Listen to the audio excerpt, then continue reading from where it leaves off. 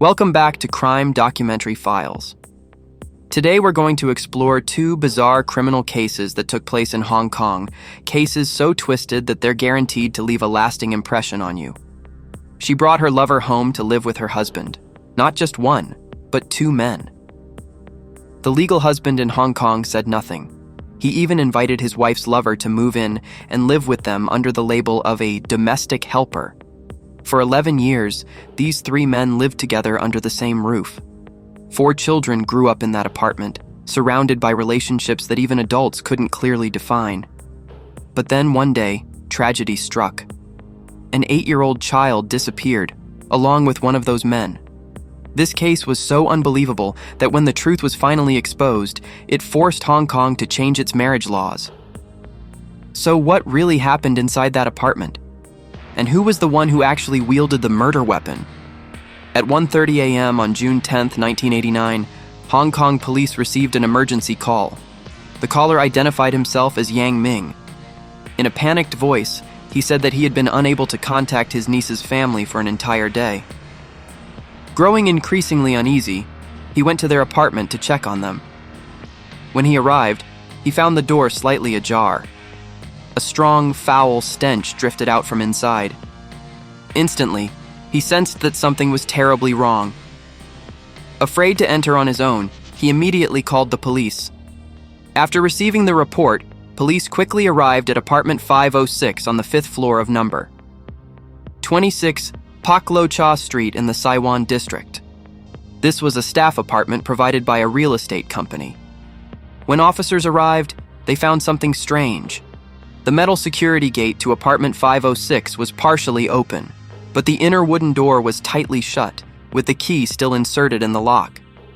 To find out what was going on, the officers pushed the door open and were met with a horrifying sight. The apartment was neat and orderly, but on the living room sofa lay a body covered with a white cloth. Police lifted the cloth and discovered the corpse of a man. At the back of his head were 3 deep, elongated wounds, appearing to have been inflicted by a blunt object. Soon after, officers discovered another body in the kitchen. A woman lay in a pool of blood with marks of strangulation around her neck. Through her wide-open mouth, her tongue appeared in a strange position, seemingly severed. Police then searched the bedroom and the bathroom, where they discovered 2 more bodies. One belonged to a very young boy who had 5 wounds to his temple. The 4th body belonged to a teenage girl who was still dressed in her school uniform. Her skull had clearly been crushed by blunt force trauma. Most disturbingly, on the wall of the bathroom, police found a large message written in black marker. In Wong Tai Sin, a Yang family drug trafficker killed my entire family. At the end of the message, there was only a single signature: Fang. After further investigation, police confirmed the identities of the victims. The male body on the sofa was identified as Xie Yuanfang, 56 years old. He had previously worked as a security guard for a real estate company, but later suffered a stroke and became unemployed, staying at home. The female victim in the kitchen was his wife, Yang Huixian, 42 years old. While alive, she had partnered with friends to run a business and held a management position. The 2 bodies found in the bedroom and bathroom were their children, their 17-year-old son, Si Weiwen, and their 15-year-old daughter, Zi Yayang. Police conducted a thorough search of the crime scene, but found no tools used for drug consumption and no records of drug transactions. Preliminary forensic examinations also revealed no drug substances in any of the victims' bodies. Police then interviewed neighbors and relatives of the family. Everyone stated that the family had always lived honest, upright lives and had never been involved with drugs. As a result, investigators concluded that the message written on the bathroom wall was most likely planted by the killer to deliberately mislead the investigation. According to forensic examinations, the estimated time of death for Huixian and Zi Weiwen was between 9 a.m. and 11 a.m. on June 9th. Meanwhile, Xie Yuanfang and Xie Yayong were determined to have died between 1 p.m. and 3 p.m. that same day. Police then made another shocking discovery. The Xie household did not consist of just 4 people. It was actually a family of 6.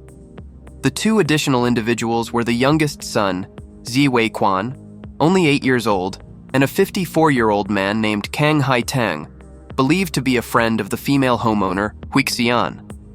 However, after the murders occurred, both Weiquan and Hai-tang seemed to vanish without a trace. At this point, the police were most concerned about the safety of the 8-year-old boy, Weiquan, fearing that he might be in danger. As for Hai-tang, police strongly suspected that he was the murderer. An immediate investigation was launched.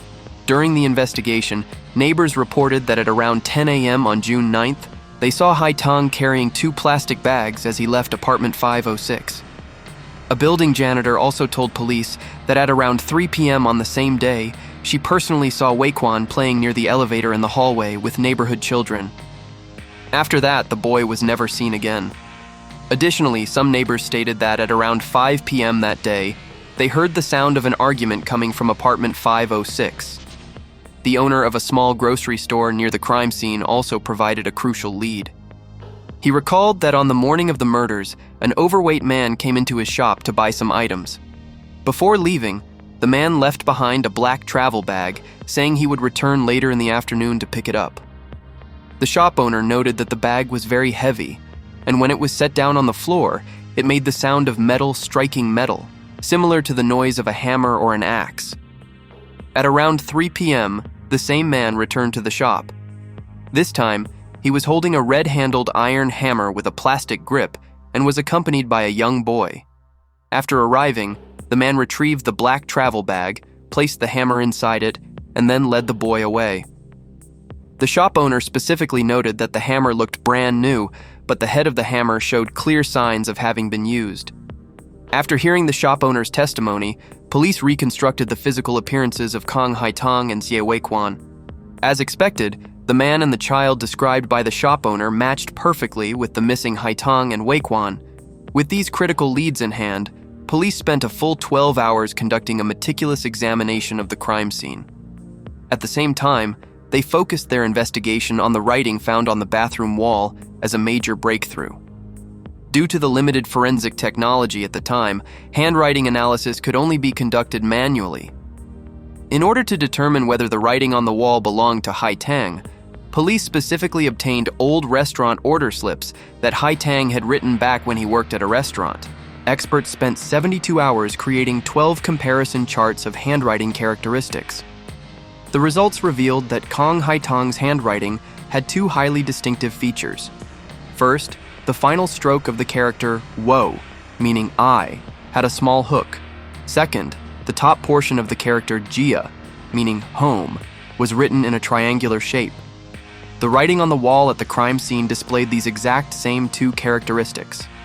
Furthermore, experts discovered that the 3-dot water radical on the wall and on the order slip were written in an identical manner. The likelihood of all these handwriting traits appearing together in an ordinary person was extremely low. As a result, police immediately identified Hai-tang as the prime suspect and launched a manhunt. Because Hai-tang was originally from Macau, Hong Kong police quickly dispatched 3 officers to Macau, transferred the case files of Hai-tang and Weiquan to the Macau police, and requested their assistance in the investigation. At the same time, Hong Kong police also sent officers carrying Hai-tang's photograph throughout the Saiwan district to search for additional leads. More than a week passed with no progress in the case, until June 22nd, when Macau police received a tip from local residents saying they had seen a young boy who looked like Weiquan near the Area Preta area. Coincidentally, police had also discovered that Hai-tang's parents' home was located near that same area. That very afternoon, police went to search the home of Kang Hai-tang's parents. They did not find Hai-tang there, but they did find Xie Weiquan being carefully looked after by his grandparents. Hai-tang's parents told police that on June 10th, Hai-tang had brought the child to their home and left him in their care before hurriedly departing. After that, he had occasionally contacted them by phone, but never disclosed his exact location. Weiquan was later taken back to Hong Kong by police and placed under the care of the Social Welfare Department. On August 8th, police announced a public reward of 50,000 Hong Kong dollars for information leading to Hai-tang's arrest. Although Hai-tang was not immediately captured, as the investigation deepened, the tangled web of romantic relationships behind the case gradually began to surface. Police learned that Haitang was born in 1936 in mainland China. His mother died when he was only 7 years old. At the age of 9, his father remarried and moved the entire family to settle in Macau. In 1953, when Haitang was 17 years old, he took his entire life savings, which in reality amounted to only $2.60, and came to Hong Kong with dreams of building a great future. But reality was far from easy. Over the next decade or so, he worked continuously in restaurants, starting as a dishwasher and gradually working his way up to become a chef. Although he never fulfilled the grand ambitions of his youth, he at least managed to establish a foothold in Hong Kong. In 1970, while working at a restaurant, the 34-year-old Kang Haitang met Mrs. Zhang, a regular customer. The two gradually became friends. In 1977, Mrs. Zhang fell ill and had to be hospitalized. Haitang emptied his savings to help pay for her medical treatment and frequently visited her in the hospital to care for and assist her, deeply moving her.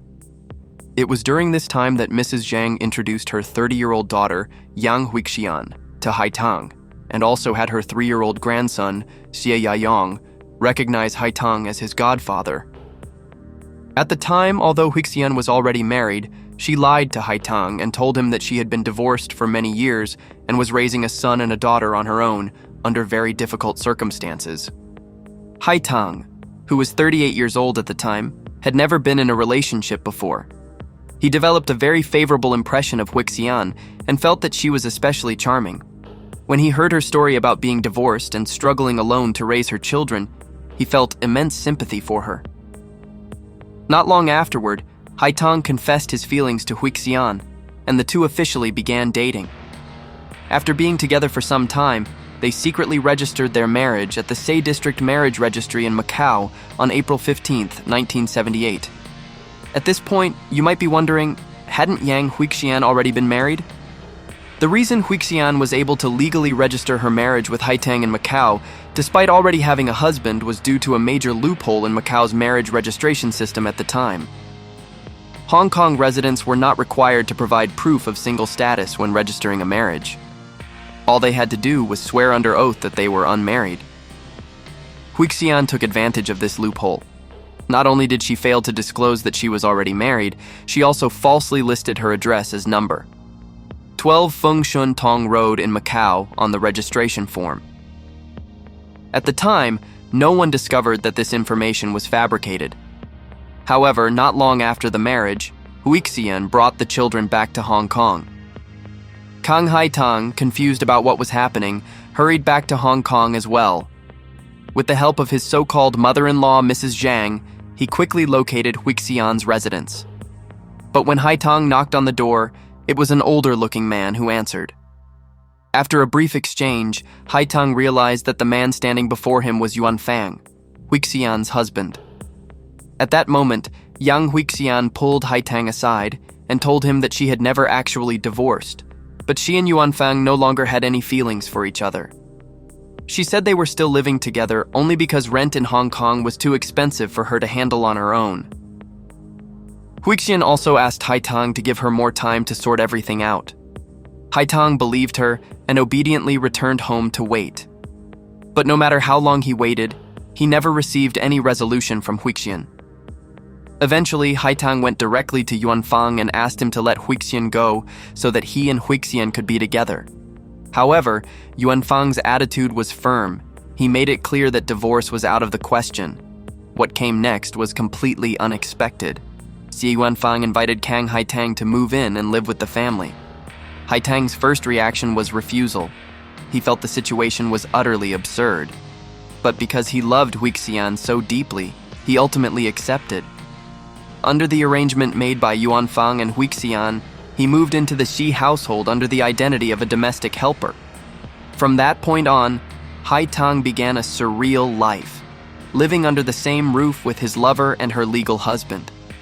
In 1980, Yang Huixian became pregnant again. The father of the child was Haitang. To avoid scandal, Haitang temporarily moved out of the Xi home. but he still came by every day to work, only leaving at night and not staying over in order to conceal the child's true identity. That child, as you have surely already guessed, was Wei Quan. By 1981, Yuanfang suffered a stroke and became partially paralyzed, making it difficult for him to move around. Haitang visited Yuanfang in the hospital many times, and at that point, the relationship between the two men was still quite good. After Wei Quan was born, although Kang Haitang was never able to openly care for him as his father, he secretly gave Huixian 5,000 Hong Kong dollars every month to help support the child. That amount accounted for more than half of his monthly income. Deep down, he also always hoped that his son would one day carry the Kang family name. However, that wish remained unfulfilled up until the time Zi Weiquan entered kindergarten. Since Haitang was the one who consistently picked up and dropped off the child, one day he accidentally saw the school's registration record. His son's name was clearly written as Weiquan, with no trace of his own surname. In that moment, Haitang was overwhelmed by a flood of mixed emotions. Even so, this distorted family managed to maintain a strange balance until 1987, when a fourth man, Yang Ming, appeared and completely shattered that fragile equilibrium. Huixian always referred to Yang Ming as her uncle in public, but in reality, she had an extremely intimate relationship with him. In the living room of her home, there was even a photo displayed of the two of them posing closely together. Haitang later learned from his so-called mother-in-law, Mrs. Zhang, that Yang Ming was not Huixian's real uncle at all. Mrs. Zhang was also strongly opposed to her daughter's relationship with Yang Ming.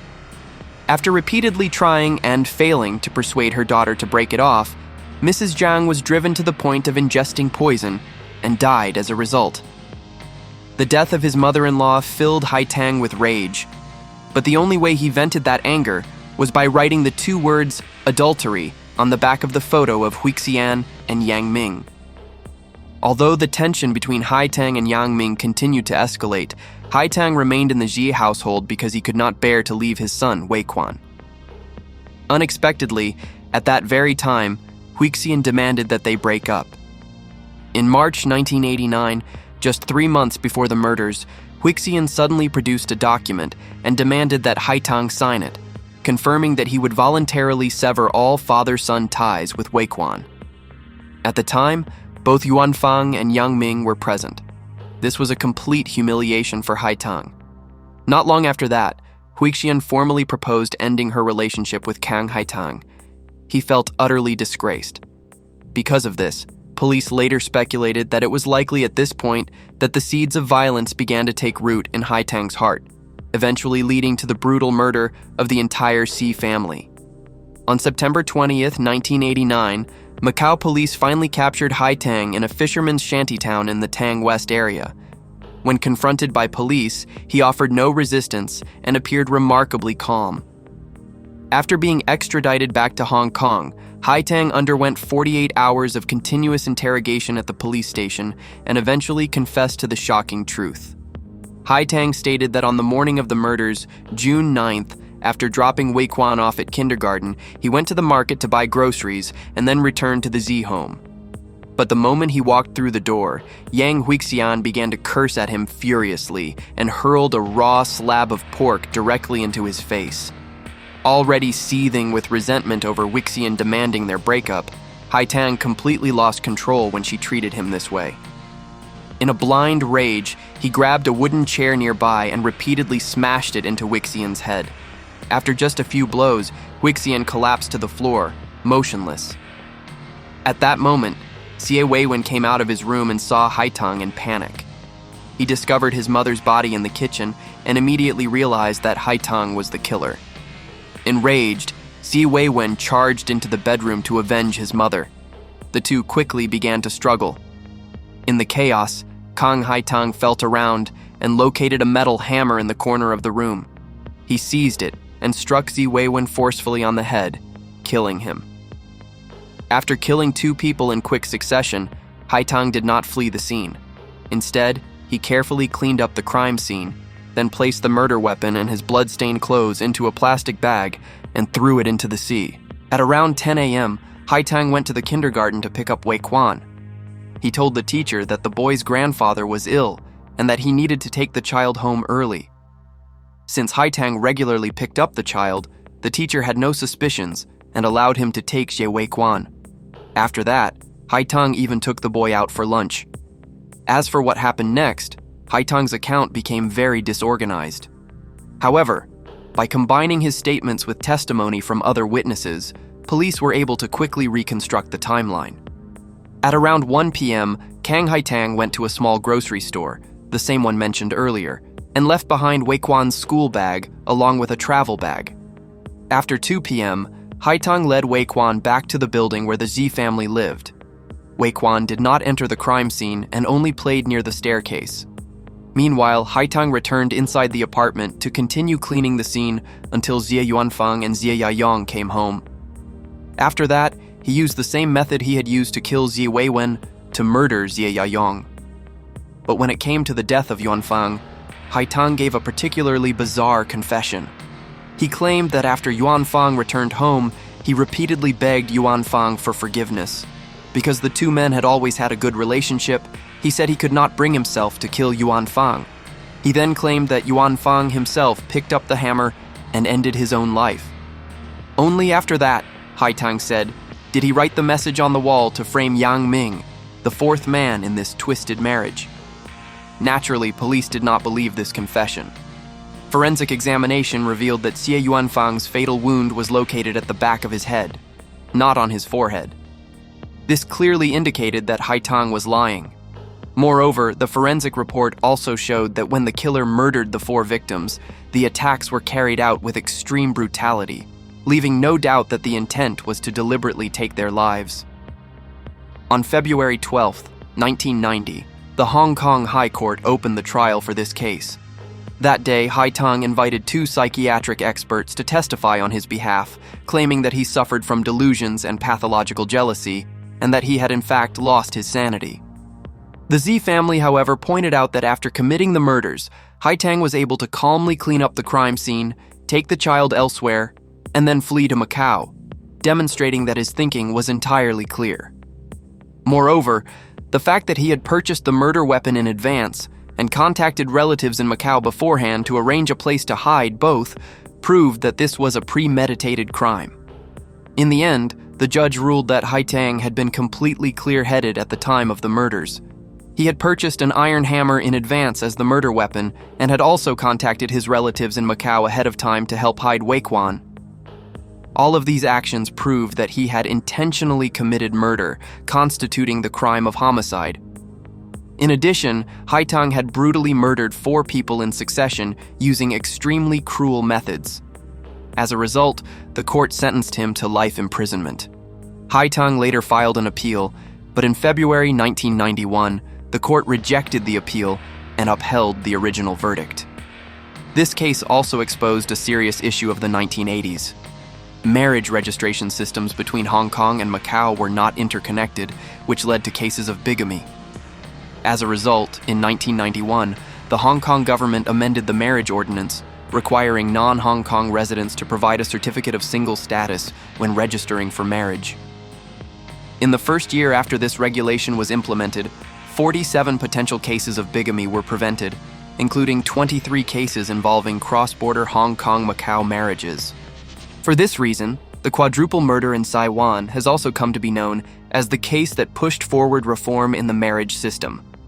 More than 30 years have now passed, and the apartment at number 26 Pa Lo Cha Street has long since changed owners, but the warning lesson of this case remains painfully clear. The most heartbreaking part of this entire tragedy is the fate of Weiquan, the sole survivor of the Xi family. Records from the Social Welfare Department show that after being adopted by a couple who were both teachers in Hong Kong, he changed his name to Lam Wai Lun. In 1995, he graduated from elementary school with outstanding academic performance. Later, in 2008, he earned a bachelor's degree in social work from the Chinese University of Hong Kong. Today, Weiquan works at a non-governmental organization in Hong Kong dedicated to helping children from broken families. This tragedy that took place in Hong Kong in the 1980s remains a powerful warning to this day. Marriage is not a game. It It must be built on loyalty. When love is wrapped in lies and when marriage becomes a deception, the moral boundaries of human beings become dangerously fragile.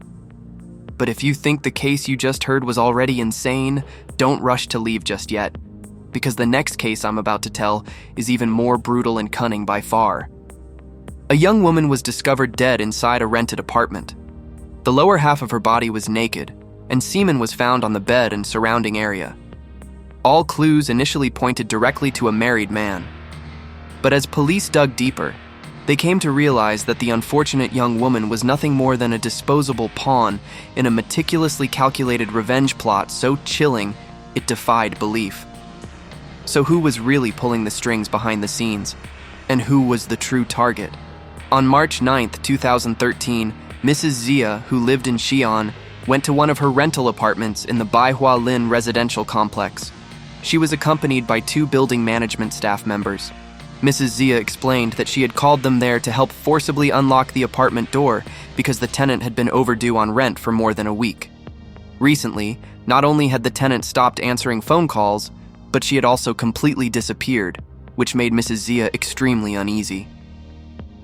After hearing Mrs. Zia's explanation, the building staff expressed their understanding and went with her to knock on the apartment door. When no one responded, they forcibly opened the door with Mrs. Zia's consent. Inside, the living room was completely empty. Mrs. Zia immediately went into the bedroom to look for the tenant, while the building staff remained in the living room. Moments later, the staff suddenly heard Mrs. Zia scream. When they rushed into the bedroom, they discovered the body of a young woman lying dead on the bed. Seeing the situation, the building staff hurried to steady Mrs. Zia and instructed her to call the police. After receiving the emergency call, the Xi'an Criminal Investigation Unit immediately arrived at the scene. Once inside, officers divided into several teams and began examining the 1-bedroom apartment, which measured just over 646 square feet. In the living room, police found the space nearly empty. There was only a sofa and a coffee table. However, inside the trash can, they discovered 2 cigarette butts. In the bedroom where the murder had occurred, police uncovered a large number of critical clues. The victim's body was lying face up on the bed. Her face had been tightly wrapped with adhesive tape. Her upper body was covered with a blanket, while her hands were bound behind her back with white nylon rope. The lower half of her body was completely naked. Both inner thighs and the bed sheets were stained with semen, indicating that she had clearly had sexual intercourse with someone prior to her death. The bedroom was in complete disarray. Clothes were scattered all over the floor, and the closet showed clear signs of having been rummaged through. Strangely, however, the floor itself was spotless, obviously having been carefully cleaned by someone.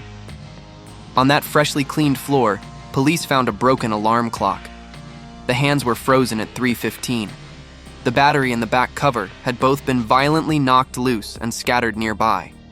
In addition, on the nightstand beside the bed, officers found a desk calendar, several shopping receipts from a mall, and a photo pickup slip from a photography studio. On the back of the calendar, someone had written a name, Duan Gang, along with a phone number. Meanwhile, in the bathroom, police discovered that inside a trash bag, there were 2 opened condom wrappers and 1 tied-off condom. Inside the knotted condom was male semen. What was particularly strange was that after thoroughly searching the entire apartment, police could not find any valuable items at all. No wallet, no cell phone, and no computer. After piecing together all the collected evidence, police formed a preliminary conclusion. This was a case involving burglary, sexual assault, and murder. Once the nature of the crime had been confirmed, police asked Mrs. Zia, who was still at the scene, to help identify the victim. Mrs. Zia said that the victim's height and general appearance closely resembled her tenant, but because the woman's face had already begun to decompose, she could not be absolutely certain. Mrs. Zia told police that 3 months earlier, she had rented the apartment in the Baihua Lin complex to a young woman named He Manman. At the time, the agreed rent was 900 wen per month.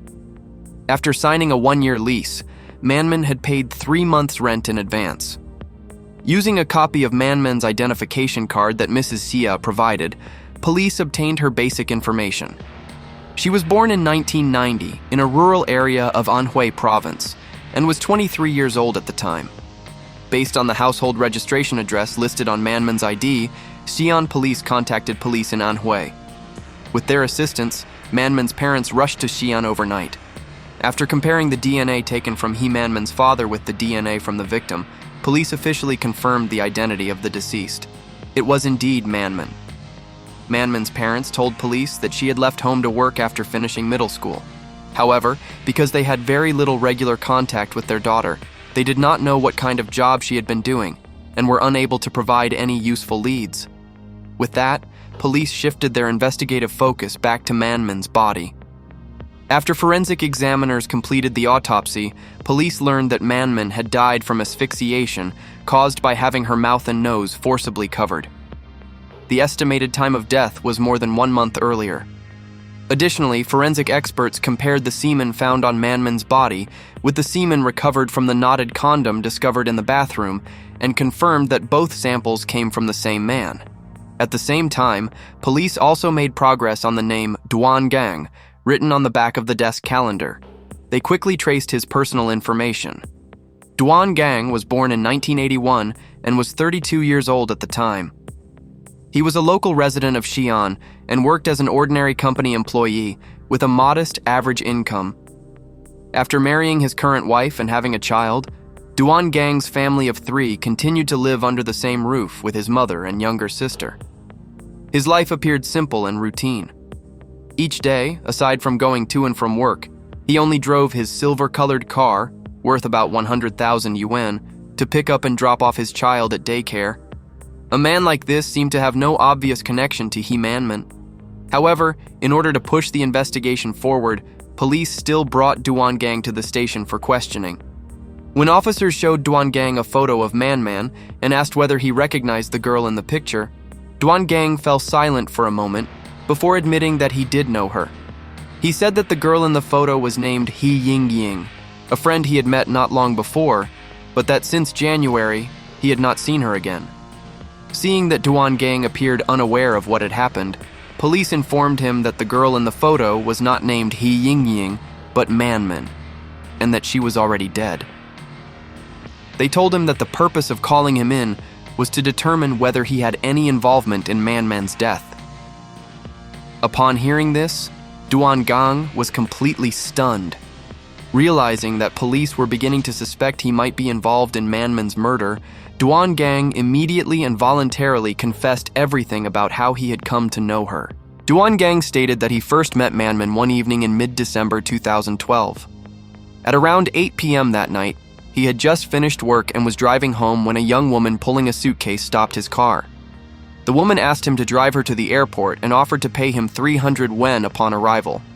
At the time, Duan Gang didn't think much of it and simply saw it as an easy way to earn 300 yuan, so he drove her to the airport. During the drive, the woman took the initiative to introduce herself as He Yingying and said she worked in the clothing business in Xi'an. She told him that she didn't know many people in the city and that it was fortunate she had managed to flag down his car that day. She said she wanted to be friends with him and even mentioned that when she returned, she would invite him out for a meal. Before getting out of the car, the two of them exchanged phone numbers. Just days later, He Manman unexpectedly took the initiative to contact Duan Gang and invited him out to dinner. As the one being invited, Duan Gang was quite happy to get to know a woman as lively and outgoing as Manman. As they met more frequently, Duan Gang, who had been married for many years, became completely captivated by Manman's beauty and ended up having sexual relations with her on multiple occasions. On January 9th, 2013, Manman called Duan Gang and asked him to buy condoms and then come to meet her at her rental apartment in the Baihua Lin residential complex. After meeting there, Duan Gang had sex with Manman inside the apartment and then drove away from the Baihua Lin complex. After that day, Duan Gang was no longer able to get in touch with Manman. Because the Lunar New Year was approaching at the time, he assumed that she had returned to her hometown for the holidays and didn't think much of it. But even after the New Year passed, he still couldn't reach Manman. He then assumed that she had grown tired of the relationship and no longer wanted to continue it. Thinking this way, Duan Gang actually felt a sense of relief because her silence eased the guilt he felt toward his family. After Duan Gang finished recounting everything about how he had met Himanman, police collected a DNA sample from him for forensic testing. Not long afterward, the forensic results came back. The DNA comparison confirmed that the semen found on Man's bed and the semen inside the condom both belonged to Duan Gang. Faced with this result, Duan Gang admitted that he had indeed had a sexual relationship with Manman, but when it came to her death, he remained adamant in insisting that he was innocent. However, at this point, police discovered a roll of adhesive tape and a length of white nylon cord inside Duan Gang's car. After comparison, police found that these items were identical to the tape that had been wrapped around Manman's face and the rope that had been used to bind her hands. Regarding this, Duan Gang recalled that during his third meeting with Manman, she had told him there were no convenience stores nearby and asked him to buy those items for her. The roll of tape in the car, he said, had been left behind by Manman herself. Duan Gang added that since the tape took up very little space and could be useful for sticking things, he never bothered to throw it away. Police, however, did not accept Duan Gang's explanation. Based on all the evidence collected so far, Duan Gang was virtually the #1 suspect.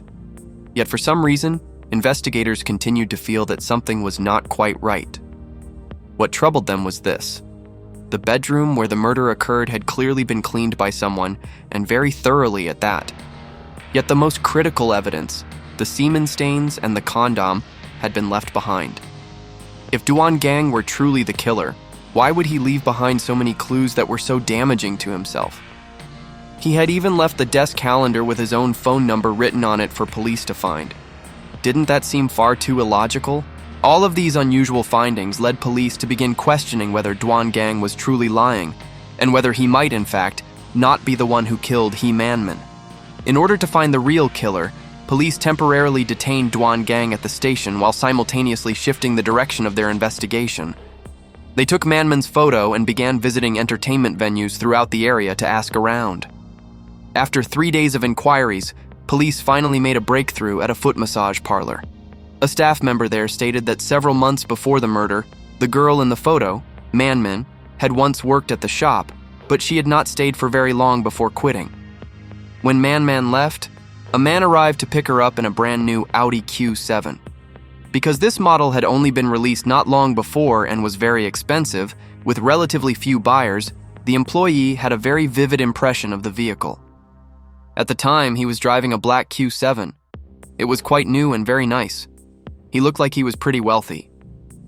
After receiving this crucial lead from the massage parlor employee, police were ecstatic. Although they still could not yet determine whether the man driving the Audi was the murderer, reaching this point meant they had moved significantly closer to the truth. But Xi'an is a vast city, and there were no shortage of people who could afford a newly released luxury vehicle. How could they possibly find the specific Audi Q7 the employee had described? At that moment, one officer suddenly remembered the employee's description that the car had looked very new, as if it had only recently been purchased. Police immediately took action and began investigating recent Audi sales records from dealerships over the past few months. Sure enough, they identified 20 suspicious vehicles. By systematically eliminating them one by one, police eventually pinpointed the exact Audi Q7 described by the massage parlor employee. The vehicle's owner was named Zhang Qiang, a native of Xi'an, born in 1973 and 40 years old at the time. After graduating from high school, Zhang Qiang entered a local state-owned enterprise in Xi'an to work. However, in 1994, he was sentenced to 9 years in prison for theft of public property and embezzlement. In 2003, after being released from prison, Zhang Qiang began working in the mechanical and electrical business. After several years in the industry, he accumulated a considerable amount of wealth and purchased the Audi Q7 in October 2012. Because Zhang Qiang was now a major suspect, police immediately shifted the main focus of the investigation to him. While investigating Zhang Qiang's social relationships, police discovered that his girlfriend, Duan Li, also served as his secretary, and that Duan Li was actually the biological younger sister of Duan Gang. This discovery excited all the investigators because it suddenly connected Duan Gang, who had previously seemed to have no relationship at all with Zhang Qiang, to him. The person linking them was Duan Li, who clearly knew far more than she had revealed. As a result, police decided to begin their investigation with Duan Li. After summoning Duan Li to the police station, she admitted that she and Zhang Qiang were indeed in a romantic relationship. However, because Zhang Qiang had previously been married, had a child, and was 14 years older than her, her family strongly opposed the relationship and even forced her to quit her job. But in Duan Li's eyes, Zhang Qiang was mature, stable, successful in his career, and treated her very well. He had even bought her an apartment worth 400,000 yuan. Because of this, she defied the opposition of her mother and older brother and continued secretly seeing Zhang Qiang. Eventually, Duan Li's relationship with Zhang Qiang was discovered by her brother, Duan Gong. After that, Duan Gong even slapped Duan Li across the face. This left her deeply distressed, and she poured out her grievances to her boyfriend, Zhang Qiang. At the time, Zhang Qiang even said that if Duan Gong ever dared to lay a hand on Duan Li again, he would chop off his hand. When Duan Li heard this, she thought Zhang Qiang was merely saying it to comfort her, so she didn't take it seriously. In addition, Duan Li also revealed something to police that she found very strange. Recently, Zhang Qiang had been acting unusually concerned about her family. Sometimes he would ask whether her brother had returned home yet or what her family members were doing. After hearing this, police immediately sensed something was wrong. They took swift action, and on March 14th, the 5th day after the murder occurred, they brought Zhang Qiang in for questioning. When faced with interrogation, Zhang Qiang remained extremely calm. He stated that he did not know the victim, Manman, at all. Moreover, he claimed that with his current successful business, there was no need for him to commit any crime. Seeing that Zhang Qiang refused to confess, police deliberately brought up his relationship with Duan Li and the fact that her brother, Duan Gang, opposed their relationship. In response, Zhang Qiang said that he could understand why Duan Gang did not accept him dating Duan Li. However, he claimed that he had never met Duan Gang in person. His only impression of Duan Gang, he said, was that Duan Gang had once slapped his girlfriend, Duan Li. Even while saying this, Zhang Qiang's expression remained exactly as it had been before, calm and composed. But at that very moment, police who were searching Zhang Qiang's office delivered a crucial breakthrough. They found a cell phone inside a desk drawer in Zhang Qiang's office. The phone was filled with evidence of Zhang Qiang's relationship with He Manman, including call logs, text message records, and chat history. This directly proved that Zhang Qiang's claim to police that he did not know Manman was a lie. Faced with such irrefutable evidence, Zhang Qiang fell silent. After a short while, however, he finally confessed to the entire sequence of events. After becoming wealthy through his mechanical and electrical business, Zhang Qiang quickly became arrogant. He began to believe that everyone should obey him and that no one was allowed to offend him. At that same time, his relationship with his girlfriend Duan Li was being strongly opposed by her family, especially by her brother, Duan Gang. This made Zhang Qiang extremely uncomfortable and left him feeling deeply humiliated by Duan Gang. When he heard that Duan Gang had slapped Duan Li across the face, Zhang Qiang became even more furious. He decided that he had to find an opportunity to teach Duan Gang a lesson and warn him not to interfere in other people's affairs again. One evening in late November 2012, Zhang Qiang went to the foot massage parlor where Manman worked and met her there. After learning that Manman had only been in Xi'an for 2 months and had come there alone, a revenge plan targeting Duan Gang immediately took shape in Zhang Qiang's mind. After mentally running through his revenge plan, Zhang Qiang asked He Manman if she was willing to help him complete a task. That task was to seduce Duan Gang, sleep with him, and secretly record a video of the two of them having sex using her phone. The payment would be 150,000 yuan, 30,000 yuan paid up front, and the remaining 120,000 yuan after the task was completed. There was only one condition. During the mission, she had to cut off all contact with everyone else.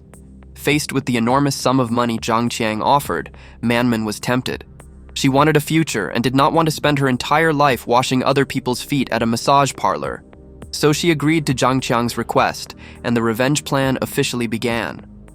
Zhang Qiang first instructed Manman to pretend to be a respectable woman and rent Mrs. Xia's apartment. Then he directed Manman to scratch Duan Gang's car and leave a note telling Duan Gang to contact her. However, this time, Duan Gang did not fall for the trap. Seeing that Duan Gang had not taken the bait, Zhang Qiang then instructed Manman to directly stop Duan Gang's car, pretend that she needed a ride to the airport, and say she would pay him 300 yuan after they arrived. Just as Zhang Qiang had predicted, Duan Gang took the bait. Every step that followed was carried out strictly according to Zhang Qiang's instructions, sent through text messages, including leaving the rope and the adhesive tape inside Duan Gang's car. On January 9, 2013, under Zhang Qiang's direction, Manman invited Duan Gang to her rented apartment and had sex with him.